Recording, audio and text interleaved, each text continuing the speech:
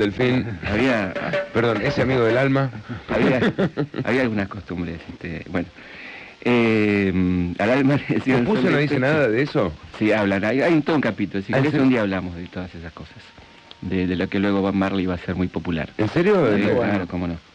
La lechuza era el alma de la noche oscura y para decir bastón los ancianos decían nieto continuo. O sea que era lo que se acompañaba. Y para decir perdón decían olvido. Y rajemos como decían. Ahí vienen los españoles.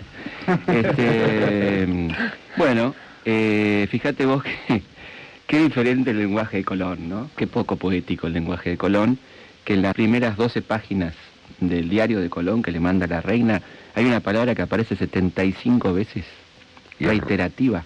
El oro es mío. Oro, exactamente, oro, la palabra oro, bastante lejos de todo esto. Ahora, es interesante decir que esta idea de que podía haber un continente... Para, sí. necesito sobre algo antes. ¿Cómo no?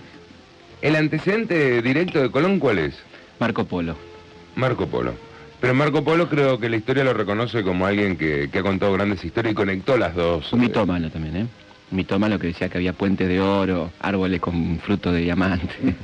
No sé qué había tomado tampoco en China, que estaba, carajo, había opio también, sí, había otras cosas, ¿no? Claro. Pero, claro, a punto tal que Marco Polo le hincha la cabeza a Colón. O sea, los escritos de Marco Polo de 200 años antes, Colón quiere llegar ahí porque es un gran ambicioso, Colón es un tipo enfermo. Pero Colón era un tipo, me imagino, con actitud, porque llevar a cabo semejante empresa con los delincuentes... Sí. Digo, podemos atribuirle... Porque no puede ser como el Colón, el pobrecito que vino, y dijo, y alguien le gritó, tierra, ¿no? Claro. No, qué pobrecito. Claro. Y no, habrá sido un bravo muchacho, ¿no? Bravo muchacho para bancarse, imagínate que no había muchos presos, había 4 presos en la embarcación de Colón. Sí, ahora vamos a contar la tripulación, vamos a demitificar la tripulación de la Santa María, la Niña y la Pinta. De todas maneras, lo que se anotaron para el viaje, que iban a sueldo, era toda gente brava. O sea, sí, para imaginarte, jugarte... Porque no sabía que venían a América, por supuesto. Sabía que iban a un lugar muy lejos en navegación de altura. Esto quiere decir que no se ve el barco de la costa, que ya lo perdiste de vista y ahí, bueno, que Dios te ayude. Ahora yo voy a meter una cuña un poco maldita en esto. A ver, con mitos o sin mitos, lo que fuera, yo lo que noto es que la historia está hecha por los conquistadores. Es decir, gente que no se queda quieta, que tenía ambiciones, tenía deseos, que quiere saber qué había allá mientras los demás teorizaban. Es decir, hay una diferencia entre quienes plantean una posibilidad y quienes van y... Sí, pero también están los motivos, porque una cosa es que yo hago un viaje para descubrir, para ver, para compartir, para ampliar mi conocimiento, y otra voy a hablar de lo que hay y lo paso por arriba. El humano no pero yo lo que veo, claro, pero yo lo que veo es que siempre, digamos, veo también historias de gente que no supo, no quiso, no encontró cómo defenderse también, ¿no? Alfonsín. No supo, no quiso, no pudo. Sí, qué sé yo. O sea, yo siempre veo que a los que estaban en el lugar los arrasaron, pero... Bueno, ¿y por qué también? Bueno, ¿por qué? Por la diferencia técnica. Primero que la gente que está en el lugar no está preparada para la guerra, estaba viviendo tranquila, no estaba pensando que venía un ejército a invadirlos. Vivían en absoluta armonía y llegó esta gente con armas, con pestes, muy importante, armas no tradicionales. La peste es un arma no tradicional, la gripe, la sífilis, todo lo que trajo esta gente, la viruela, diezmaron a las poblaciones, ¿no? Y nosotros le dimos papa, le dimos trigo, todo, le dimos tomate, tabaco, oro a raudales. No, yo no estoy hablando de... Pero hablo de cómo funciona. Como también o sea, hablo de cómo me gustaría que funcione, pero veo cómo funciona. Claro. Bueno, ahora vamos a contar... ¿Cómo contrasto el mundo ideal con el mundo real? Bueno, es difícil, claramente. O sea, ¿cómo lo pongo? Pero hay una idea de justicia que sobrevive a esto, ¿no? Está claro que fue injusta la conquista y que la idea de que el que triunfa en definitiva es el que tiene la razón es una idea peligrosa, que no es lo que vos estás diciendo, pero es un poco lo que sobrevive. Es que yo a veces creo que sí, que el que triunfa tiene razón. A veces sí, no lo voy a generalizar tampoco. No es el caso, ¿no? No es este caso. En este caso, digamos, da bastante lejos de eso. Pero, bueno, la verdad es que yo creo que un elemento clave es que los que estaban acá no estaban esperando ninguna invasión. Por lo tanto, fueron primero sorprendidos y después muy superados por la técnica guerrera de pueblos guerreros, porque eso no eran pueblos, estos no eran guerreros. Ahora vamos a hablar de los que sí eran guerreros, que la pasaron bastante mal los españoles también, ¿no? Esta idea de que llegaron y que todo el mundo los trató como dioses duró poquito, aún en las Antillas. Digamos que esto es interesante, ¿no? Pero antes que nada, bueno, entonces van a ver a mar alto, sí, de altura. Vamos a contar quiénes van. Pero antes de quiénes van. Sí. ¿Es cierto la creencia del planeta era plano? Bueno, no. ¿Existe ese miedo real? Había en la gente más ignorante de la sociedad, la gente que no tenía acceso a la educación. ¿No eran los marineros? No ellos, porque ellos tenían un poco más de manejo de las cartas de navegación, y como decía antes, la idea de que la Tierra es redonda estaba bastante difundida entre esta gente, ¿no? El común de la gente que vivía muy aplacada en su conocimiento por la Iglesia, que metía mucho miedo a lo que sea expansión, descubrir, averiguar, creía en la versión de la Tierra plana, sostenida por tortugas y toda esta cantidad de dibujos que se hacían en la época, ¿no? Da Vinci, por ejemplo, creía... No, Da Vinci te la tenía bastante clara. Ya, aparte, Da Vinci es un hombre del Renacimiento donde ya estas ideas están totalmente ahí desarrolladas. Pero hasta además, 1400, o en 1300, ¿realmente existía el desconocimiento total de la Tierra redonda? Lo que pasa es que hubo una pérdida del conocimiento grecolatino en la Edad Media que se empieza a recuperar por todo el tema del aislamiento, producto de las invasiones, el feudalismo. Hubo una regresión en el conocimiento hasta que no se recuperan muchos de los documentos que son, gracias a los musulmanes, es que Occidente recupera el saber grecolatino. Esto es impresionante, ¿no? Es decir, aquellos que estuvieron en el sur de España son los tipos que recopilan el saber grecolatino y lo vuelven a retransmitir a Europa, que había quedado sumamente ignorante, muy perdida en la Edad Media, ¿no? Un dato interesante, me parece, ¿no? Ok, ¿quiénes van? ¿Quiénes van? Bueno, en total de los 85 navegantes, la mayoría son contratados, gente contratada, y solamente hay 4 presos. Después hay barberos, sangradores, escribanos, traductores de hebreo. Por las dudas. Empezaban a encontrarse caldeos, hebreos. Cuando yo lo sentí, no, mire, esto no es hebreo, seguro. Muy no, válido. seguro que lo que nos está diciendo es eso de, oye chico, ¿por qué no me prestas tu sable? Eso no es. Los barberos, sangradores son los médicos. Los médicos, claro. Sí, una especie Los amputadores. de paramédicos. Funcionarios judiciales, escribanos, un físico, un boticario, un veedor para custodiar los intereses de los reyes. En realidad iba uno y un espía, que lo manda Fernando. Y para desgracia de los propagandistas de la conquista espiritual, ni un solo cura en el primer viaje de Colón. Ni un solo cura. De manera tal que el dibujo del Villiquen de Colón al lado del cura, el cura es un invento, un infiltrado dibujado que no tiene nada que hacer ahí. ¿Cuánto ganaban los más pobres, los tipos que iban, los marineros? Ticket canasta. 1000 maravedíes. ¿Qué quiere decir 1000 maravedíes? Y más o menos una vaca costaba 2000 maravedíes. Un sueldo no estaba tan mal. Para que tengamos una idea de cuánto cobraba esta gente. Ahora lo comparamos con botella de coca, ¿viste? Sí. ¿Qué tal, París Caros? ¿Y cuánto sale la coca? 4 pesos, unos robos. Bueno, el piloto mayor, en cambio, cobraba 20.000 maravedíes, que era don Cristóbal. Bueno, cuando se produce la navegación hay mucho despelote, pelea, porque los tipos ya están cansados, no llegan a ningún lado, sublevaciones, Colón se pone bravo, ahí está hablando de la personalidad de Colón, Pinzón también. ¿Llevan navegando cuánto? Y llevan como 25 días sin ver costa, cosa que nunca ocurría. Claro. La navegación del Mediterráneo era un día costa, 2 días costa, 25 días, los muchachos estaban preocupados. Estaban nerviosos. Efectivamente, y finalmente el día 13 de octubre, Rodrigo de Triana ve tierra y se queda mudo. Y más o menos a las primeras horas de la madrugada había unos fueguitos ahí y se queda ronco gritando tierra porque había un premio de 10.000 maravedíes para que gritara tierra. ¿Qué hace Colón? Lo hizo por plata. Cuando lo escucha gritar, sale de su camarote Colón, dice, yo la vi primero, los 10.000 maravedíes son para mí. Mentira. No, real, absolutamente real. Al punto tal que Rodrigo de Triana... Lo quiso asesinar. Claro, fíjate, ya empieza Colón robando antes de llegar, ¿no? Pasó de gritar tierra a gritar garca. Ahí se quedó. Bueno, Rodrigo de Triana se queda muy decepcionado y transformándose en una especie de Cat Stevens de la época, se hace musulmán. Que era lo peor, imagínate, en medio de los reyes católicos hacerte musulmán y irte a Marruecos, era como decir, renuncio a la hispanidad, al cristianismo, o sea, una calentura tenía el hombre cuando llega finalmente a tierra, ¿no? Ahí se produce el primer contacto entre los... Hijo de puta, Colón. No lo puedo creer. ¿Ha visto? Bueno, primer contacto, primera carta romántica de Colón a la reina, habla de la gente que lo ha salido a recibir muy amigablemente, son la mejor gente del mundo y sobre todo la más amable, no conocen el mal, nunca matan ni roban, aman a sus vecinos como ellos mismos y tienen la manera más dulce de hablar del mundo siempre riendo. Hasta acá todo bien. Perdón, ¿cómo le manda la carta? No, la escribe él, o sea, en algún momento él se la va a tener que llevar de vuelta, es una muy buena observación. Escribe una especie de diario que luego le va a... fíjate cómo termina después toda esta descripción, ¿no? Dice, serían buenos sirvientes. Con 50 hombres podríamos dominarlos y esclavizarlos y obligarlos a hacer lo que quisiéramos. Este es el humanista Cristóbal Colón, ¿no? Y inmediatamente empieza la esclavitud de los indios y inventa un sistema espantoso según el cual si no traen una cantidad de oro aluvial recogido de los ríos, les va cortando los brazos o distintas partes del cuerpo los va apuntando. Esto lo cuenta Morrison, que es el apologista más grande de Colón, ¿no? Quien fuera el que inventara este espantoso sistema como único método de producir oro para la exportación fue Colón. Aquellos que huyeron a las montañas fueron cazados con perros, y de los que escaparon que ocuparon el hambre y la enfermedad, mientras miles de criaturas en su desesperación tomaron veneno de mandioca para acabar con su miseria. Toda esta situación lleva finalmente a la rebelión. Como no podía ser de otra manera, rápidamente, ya para principios del 93, las Antillas se recrean en rebelión, con 2 caciques.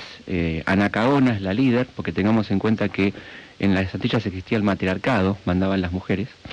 Por lo tanto, la rebelión es llevada adelante por esta cacica que subleva a todas las Antillas.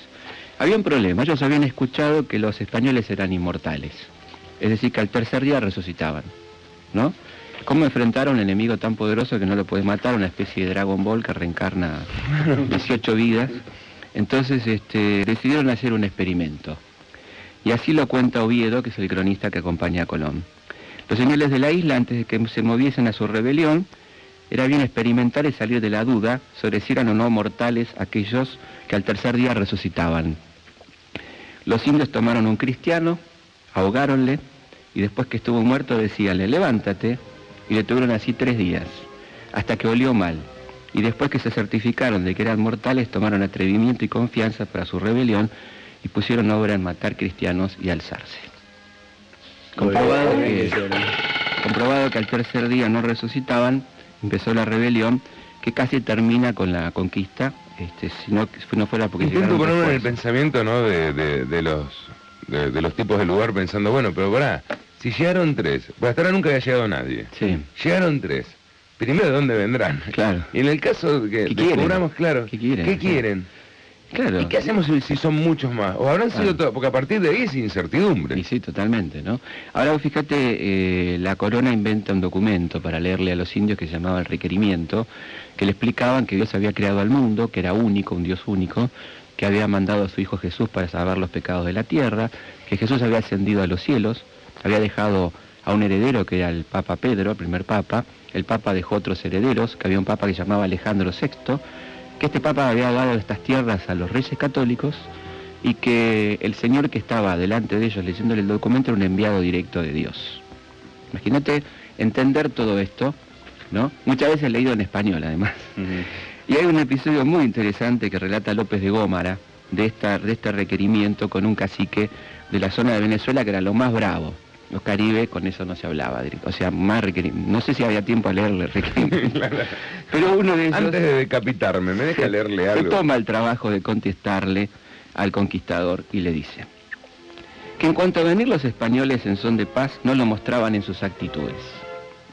Que en cuanto a sus reyes, a juzgar por lo que les pedía, se veía que eran unos indigentes necesitados y que ese personaje que había repartido la tierra, el Papa, estaba loco y buscaba pleitos regalando a terceros lo que no era suyo, para crear conflictos con quienes desde tiempos inmemoriales estaban en posesión de estas tierras, que le darían víveres por el oro, del cual tenían poco, era cosa que no estimaban en nada y por ser inútil para la vida diaria se lo darían con todo gusto.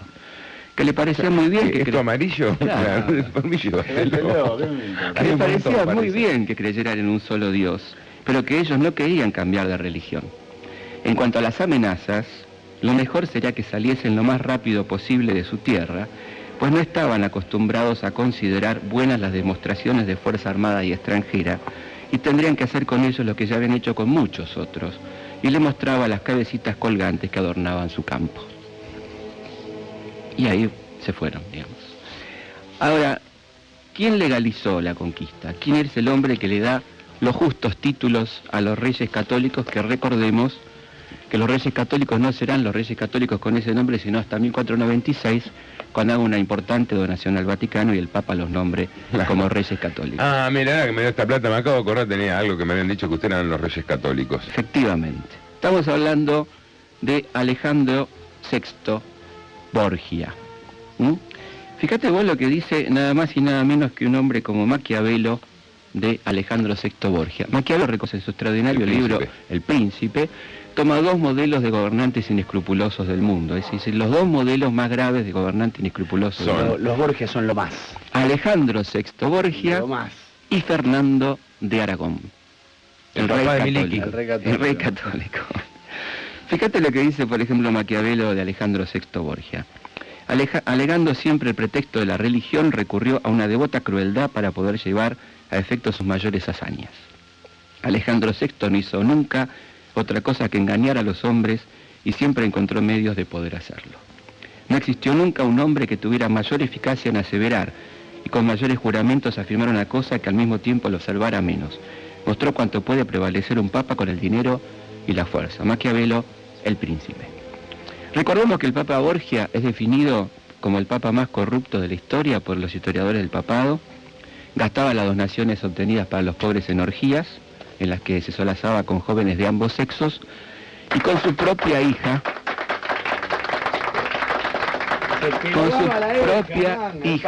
la envenenadora Lucrecia Borgia. ¿Con quién tuvo? Y después dicen que Padre Coraje es una animalada. ¿Ha visto? No, venga. ¿Ha visto? ¿Con quién tuvo un hijo nieto? Abreviando. Claro, sí. Hijo barra nieto. Este fue el caso del niño romano, constatado por el Vaticano, porque hubo que hacer una bula para evitar que César Borgia, el hermano de Lucrecia y el hijo de César, le disputara la herencia a este niño bastardo, hijo del Papa y de su hermana.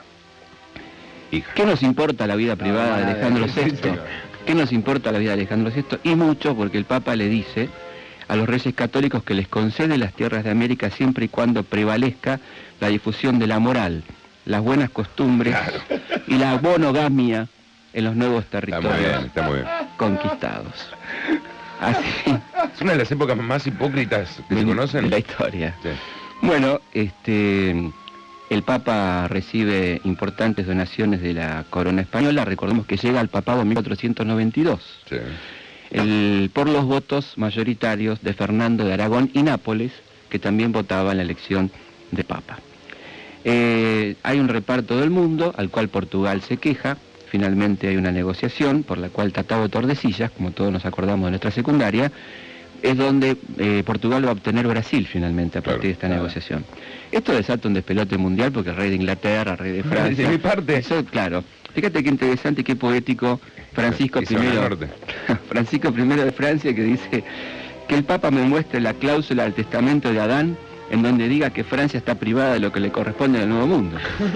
Claro, o sea, ¿por qué? Claro. ¿Por qué yo me quedo sin nada? O sea, ¿cómo es la cosa? ¿Y qué le dan? ¿Canadá? ¿Qué le dan? No le dan nada, la tiene que conquistar Canadá. No, él no, dice, lo que sí, dice Francisco I, estamos habilitados para ir a buscar lo que nos corresponde. ¿Y por qué a Inglaterra le queda tanto y a España? Inglaterra se lanza a la conquista y Francia también, pero Inglaterra tenía una marina mucho más poderosa, ¿no? Y venía más rápido. Efectivamente. Bueno, finalmente, gracias a todas estas justas causas, justos títulos y a la expansión colonial, llevada adelante con la técnica, el caballo, que va a ser una herramienta impresionante, la peste, etcétera, la conquista se va a expandir de la zona original de la Española al resto de América y va a terminar España conquistando todo el continente, con episodios de rebelión. Esto es muy importante, sacar esta idea de los dioses bienvenidos. Y a lo largo de toda la historia de la conquista habrá episodios de rebelión, quizá el más importante, por supuesto, el de Tupac Amaru, que pone en riesgo a la conquista en sí. Es interesante, como para ir redondeando, recordar una frase que estuvo muy de moda en los 90, esto de oro por baratijas, que se decía como un símbolo de la estupidez de los indios, que daban algo tan valioso como el oro por bolitas de vidrio, espejos y tal. Esto es una barbaridad, es síntoma de ignorancia. El que diga esto, que se cuide porque está haciendo gala de su ignorancia, ¿no? Yo vuelvo. Claro, es decir, imagínate, que los indios sabían el valor del oro en el mercado de Ámsterdam, qué sé yo. El oro no valía nada, como leímos en este documento. En América no tenía valor de cambio el oro. Y pretendía era decorativo. Y en cambio era extraordinario un espejo, una guitarra, cosas que acá no había, digamos, que era un intercambio interesante en un punto, ¿no? Claro.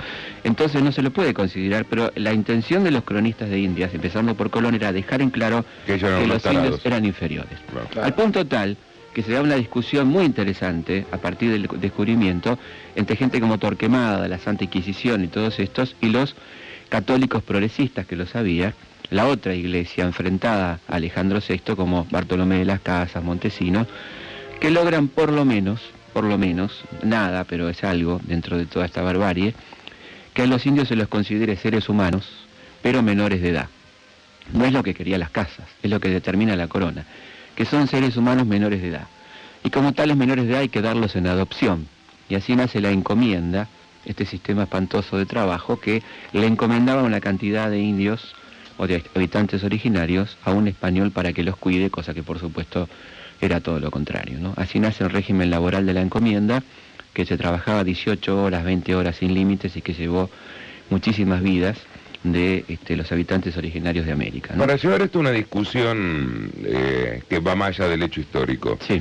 De no haber sido una potencia como España, hubiese sido una potencia como Inglaterra, hubiese sido una potencia como Francia, Sí. porque semejante onda expansiva lo podían hacer los imperios nada más, porque tenían la plata, podían expandirse y necesitaban expandirse. Técnica también.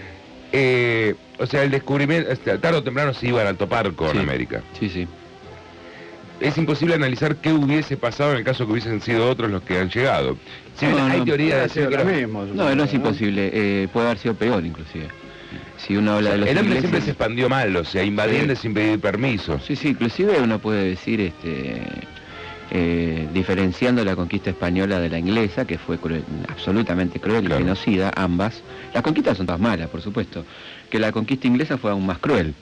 Digamos, no se preocuparon por dejar colegios, universidades, ni nada que se le parezca, sino que arrasaban directamente con las poblaciones originarias, no los incorporaban por la religión. La religión protestante no cree en la conversión, cree en la predestinación. No hay misioneros protestantes. Naciste protestante y morirás protestante por sobre todo los calvinistas, ¿no?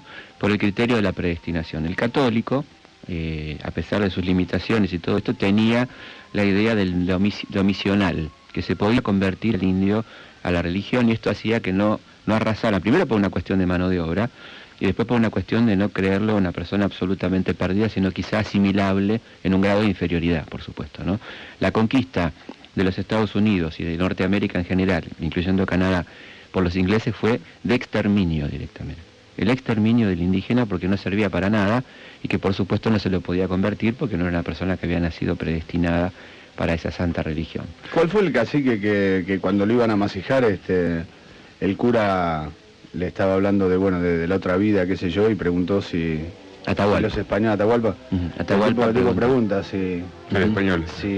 los españoles Están en el cuando mueren, cielo. están en el cielo. Ujú. Entonces el cura le dice que sí, que bueno que se convierta para ir al cielo, y el tipo le dice no.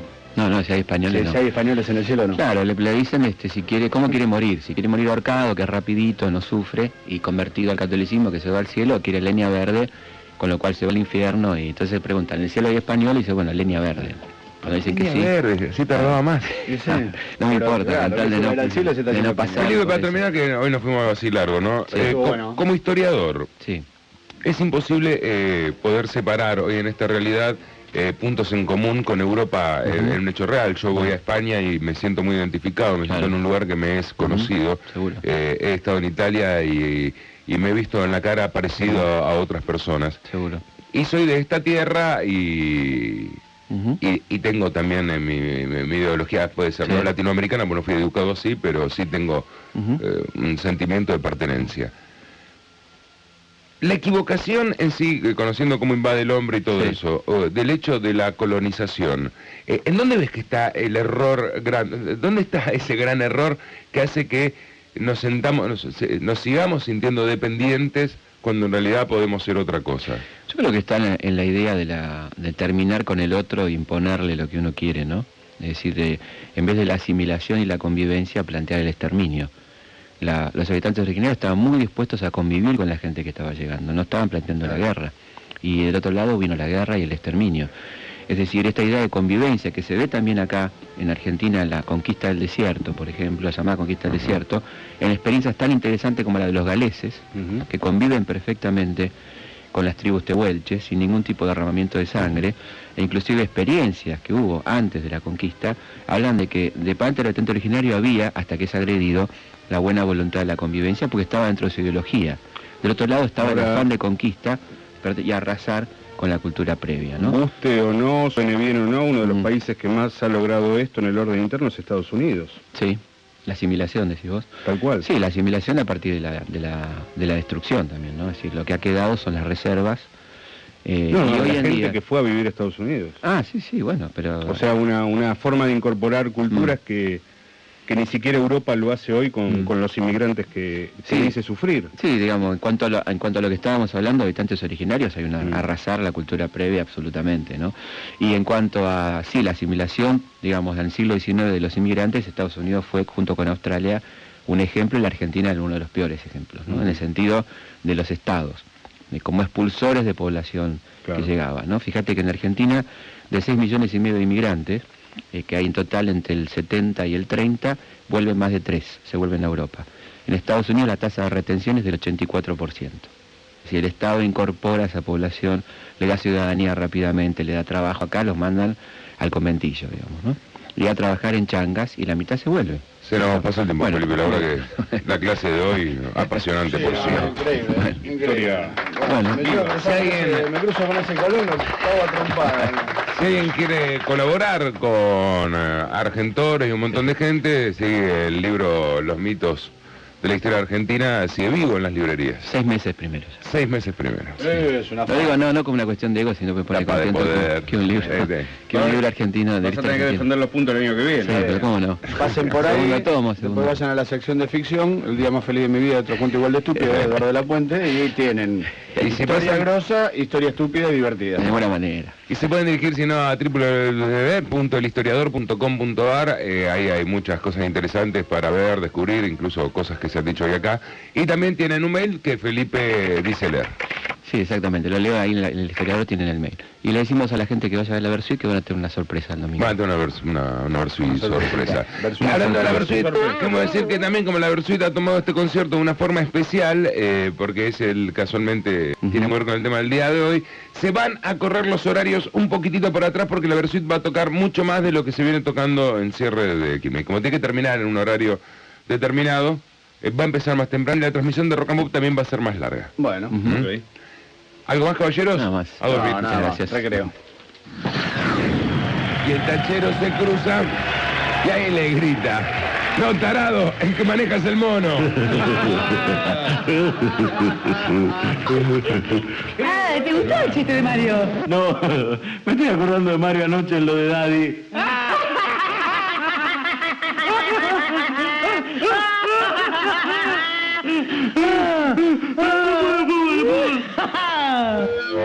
¡Estamos al aire! Sí, amigos, jueves 7 de octubre de 2004. Aquí comienza el resumen de la mañana. ¿De cuál es? Algunas de las escenas de este resumen pueden afectar la sensibilidad de los oyentes. 1, 2, 3, 14. Arrancamos la mañana del día de hoy hablando de estética y cuidado personal, pero con la persona menos esperada. El panza se depiló con cera. Cayó ahí. No había que contar algunas cosas. ¿Cómo? ¿Te depilaste con cera? ¿En dónde? En la espalda. Zona de hombros, espalda, un poquito de cuello. Pero panza, ¿qué pasa? Se me cayó el ídolo. Yo que te tenía como un hombre recio, de pocas pulgas, que siempre va al frente. No puedo creer este tipo de cosas. Yo nunca haría algo así. Realmente es algo que no pasaría por mi cabeza. No puedo creerlo. Yo estuve charlando con los locutores, creo, ayer sobre depilación. ¿Qué? ¿Vos también te depilás? Cambiemos de tema, ¿sí? No cambiamos nada. Esperen, ¿en qué momento el programa se volvió de putos? En serio, porque yo- Yo te cuento, Mario, no te preocupes. Es más, te paso el momento exacto. Escucha. Nacho tiene algo para decirnos que va a cambiar nuestra relación con él. Bueno, realmente estoy cansado de afeitarme y de cortarme y estoy abierto. No lo digas. No quiero saber tanto. No quiero escuchar eso. No quiero. Sí, lo vas a escuchar porque hay más todavía. Quiero comprar una camisa salmón y tengo que ir a cama solar para que el color de la piel coincida con el color de la camisa. Nacho, y pensar que años atrás iba a hacer notas a la cancha y caiga quien caiga. Iba ahí con las hinchadas más furiosas del país. Y ahora sale con esto. Y sí, ahora con una camisa salmón y tostado no creo que vaya al medio de la dos a hacer ninguna nota. Menos mal que está Eduardo para poner las cosas en su lugar y para mostrar que somos machos todavía. ¿Y cuál es?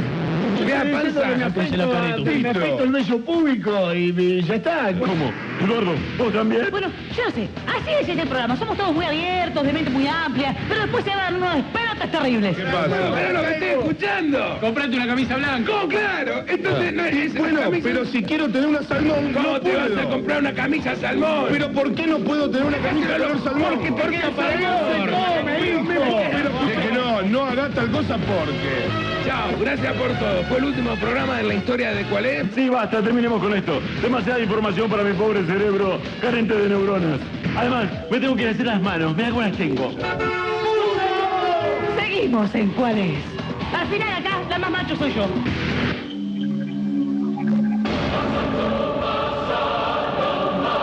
Cambio de equipo. Reglamento. Rock and Pop. Cada oyente puede realizar hasta 3 cambios de equipo de radio para poder refrescar la frecuencia de Rock and Pop, con la opción de una modificación más que incluya a la novia, Como re amigos. o esposa. Que lesionen nuestros oídos con las novelas de la tarde y noche. Rock and Pop. El único titular indiscutido del rock. Yo. Saludo a tu mujer también, ¿eh?